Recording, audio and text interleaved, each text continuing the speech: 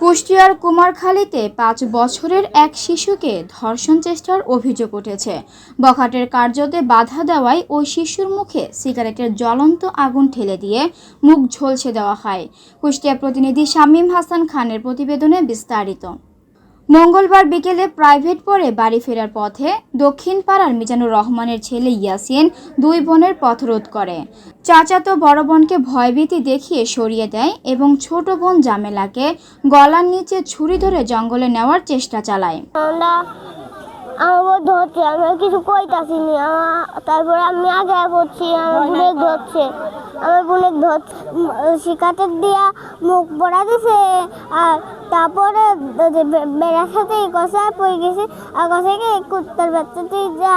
শিশুটির চিৎকারে বাধা পেয়ে বখাটে ক্ষিপ্ত হয়ে তার মুখ চেপে ধরে এবং ধর্ষণের চেষ্টা চালায়। এতে ব্যর্থ হয়ে শিশুটির মুখে সিগারেটের আগুন ঠেলে দিয়ে মারাত্মকভাবে পুড়িয়ে দেয়। পরদিন বুধবার সকালে ক্ষুব্ধ এলাকাবাসী অভিযুক্ত ইয়াসিনকে আটক করে গাছের সঙ্গে বেঁধে রাখেন। খবর পেয়ে পুলিশ ঘটনাস্থলে পৌঁছে তাকে থানায় নিয়ে আসে। এই ঘটনায় শিশুটির পরিবার ও এলাকাবাসী বখাটের দৃষ্টান্তমূলক শাস্তির দাবি জানিয়েছেন। দেশে যেরকম শিশু নির্যাতন যেরকম বাড়তেছে, যাতে আমাদের ছেলেপেলে এবং আরও ছেলেপেলে যাতে নিশ্চিতভাবে পড়াশোনা এবং চলতে পারে, মা বাপ যাতে নিশ্চিন্তভাবে তাদের জীবন জনজীবন যাতে চলাতে পারে, এইটাই আমি দাবি করি। কুমারখালী থানার ওসি জানান, এ বিষয়ে আইনগত ব্যবস্থা নিয়ে অভিযুক্তকে কারাগারে পাঠানো হয়েছে।